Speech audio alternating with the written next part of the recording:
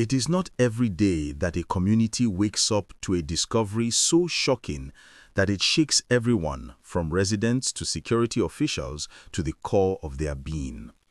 But that was exactly what happened along the Umuhu axis of the Owerri-Aba Expressway in Ngor Okpala local government area in Imo State. What police officers uncovered inside a small, isolated building behind a quiet cottage hospital has now become one of the most horrifying revelations in recent memory. And as we go through this story together, please like this video and subscribe, because stories like this remind us of why public awareness matters. It began with a piece of intelligence, verified, consistent, and troubling. Imo State Police Commissioner Danjuma Aboki received information pointing to suspicious activities at a supposed mortuary facility known as Ugwudi Cottage Hospital Mortuary Services. Now, the name alone sounded harmless, even professional, but the truth behind the walls told a different story, one that would leave even seasoned officers stunned. Early that morning, Commissioner Aboki led a team of operatives to the site. They drove along the busy Owerri-Aba Expressway, where commuters and villagers went about their daily routines, unaware that just a few meters off the road lay something sinister. When the officers arrived, the compound looked unusually quiet. There were no workers moving around, no signs of regular mortuary activity. Instead, the environment felt abandoned, unkempt bushes, broken windows, and a silence that didn't feel natural. But nothing could have prepared them for what they found inside. The moment the operatives pushed open the heavy wooden door of the building, a wave of stench burst forth. A thick, choking smell of decay that forced even the tough ones to take a step back. Once they gathered courage and re-entered, flashlights revealed the terrifying scene. There were bodies, not one, not 10, but estimated at about 100, piled inside an unregistered mortuary, thrown carelessly on top of one another, decomposing in advanced stages. Many were mutilated, limbs missing, organs removed, torsos slashed. It was clear that no form of preservation had taken place. Commissioner Aboki himself described it later in a shaky voice. The corpses are in a total state of unfair preservation. Most of them are mutilated. This environment is in a terrible state of disrepair.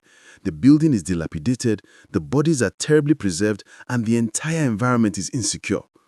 Now, at this point, like this video and subscribe, because telling stories like this responsibly helps communities understand what is happening around them.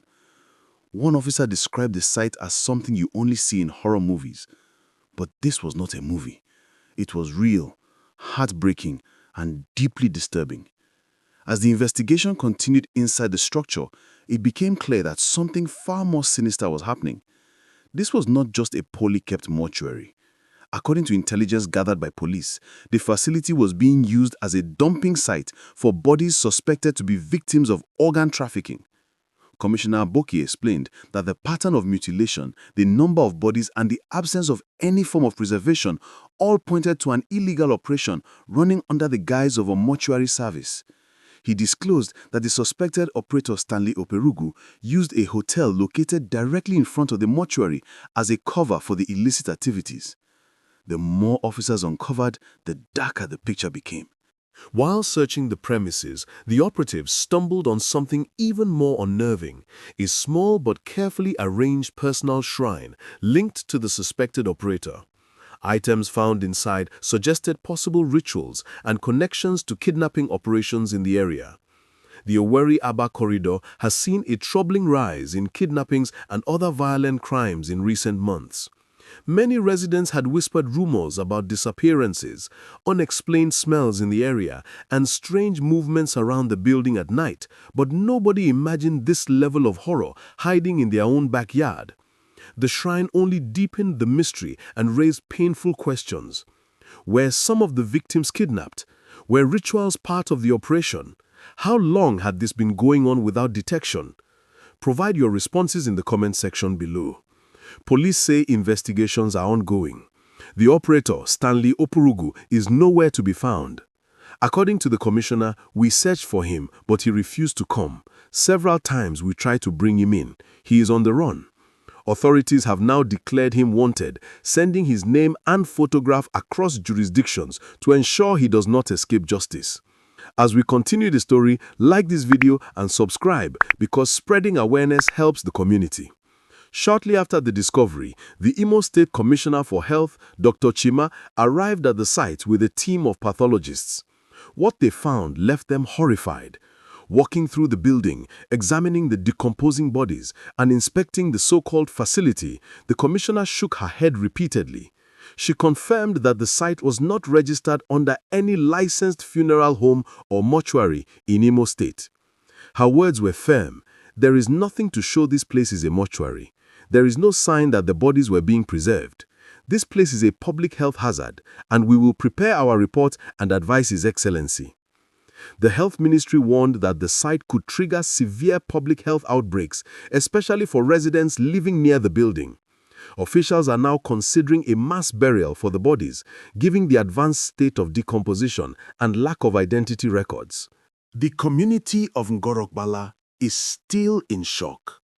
Residents gathered around the area as police carried out the operations, some crying, some holding their heads in disbelief, others praying silently. A middle-aged woman who lives a few minutes from the site said, trembling, "We suspected something was wrong here, but we never knew it was this bad. How can someone do this to human beings?" Another resident said he often avoided the surrounding bush paths at night. "I always felt something was off. There were strange smells sometimes, but we didn't know bodies were inside." Many believe that with this discovery, the rise in kidnappings along the Owerri-Aba corridor might finally begin to decline. The atmosphere in the community now feels different, still tense, but filled with relief that the truth has come to light. Let's pause and think about the human side of this story. Everybody found in that building was once a person with a family, someone's father, mother, child, or sibling. They never imagined they would end up in such a cruel environment. We must treat their memory with respect. But beyond the emotional weight, the discovery exposes serious security gaps. 1. Organ trafficking networks may be more widespread than many assume. 2. Illegal mortuary facilities can operate undetected for years. 3. Criminals may use legitimate businesses like hotels as fronts. 4. Communities often sense danger but lack channels to report safely. This is why public awareness is vital. And as we reflect on these bigger issues, like this video and subscribe. Your support helps us share important stories responsibly. Commissioner Aboki says security agencies are intensifying efforts to arrest the operator and uncover the full network behind the illegal operation. Surveillance teams have been deployed and the hotel used as a front will be thoroughly investigated. The government has also indicated that the structure will be demolished once all legal and investigative procedures are completed. Pathologists are working with police to document the remains, though identification may be difficult due to the condition of the bodies. This incident teaches us several important lessons. Communities must report suspicious activities immediately. Government agencies must regularly inspect facilities claiming to operate as health or mortuary services. Residents should remain cautious, especially in areas with rising crime trends. Security agencies and citizens must work together to fight criminal networks. Nobody should ever feel unsafe in their own community. And no family should ever wonder if a loved one's body was mistreated or exploited. As this investigation continues, one thing is clear. What happened in Ngor Okpala must never be allowed to happen again. The discovery of this illegal mortuary is not just a police success, it is a reminder that evil thrives in silence. When communities, governments, and security agencies work together, the truth eventually comes out. Let us all stay alert, stay informed, and stay united. And as we close this story, like this video and subscribe. Your support helps us continue sharing important stories that protect our communities and honor the lives of victims.